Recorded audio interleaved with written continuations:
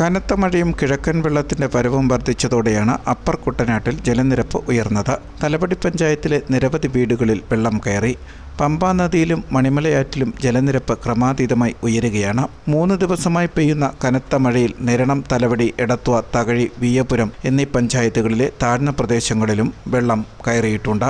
മുട്ടാർ പഞ്ചായത്തിലെ താഴ്ന്ന പ്രദേശങ്ങൾ വെള്ളത്തിലായതോടെ ജനജീവിതം ദുസ്സഹമായി. വെള്ളം കയറിക്കൊണ്ടിരിക്കുകയാണ്. പാചകം ചെയ്യാൻ പോലും പറ്റുകയില്ല. ഞങ്ങൾ അങ്ങനെ ജീവിക്കുകയാണ്. ഞങ്ങളിപ്പോ എങ്ങോട്ട് പോകാൻ ഒക്കുന്നില്ല, ഒക്കൊന്നും സൗകര്യമില്ല. ഞങ്ങളിവിടെ തന്നെ നിൽക്കുക. കട്ടിലെല്ലാം പൊക്കി വെച്ച്, തുണിയെല്ലാം പൊക്കി മുകളിൽ കയറ്റി വെച്ച് അങ്ങനെ ഞങ്ങൾ കഴിഞ്ഞു കൂടുക ഞങ്ങളിവിടെ. തലവടി മുട്ടാർ പ്രദേശത്തെ നദികളും തോടുകളും കരകവിഞ്ഞ് ഒഴുകുകയാണ്. മഴ നീണ്ടുനിന്നാൽ തലവടിയിലെ ഒട്ടുമിക്ക വീടുകളിലും വെള്ളം കയറും. കുന്നുംമാടി, കുതിരച്ചാൽ നിവാസികളാണ് ഏറെ ദുരിതം അനുഭവിക്കുന്നത്.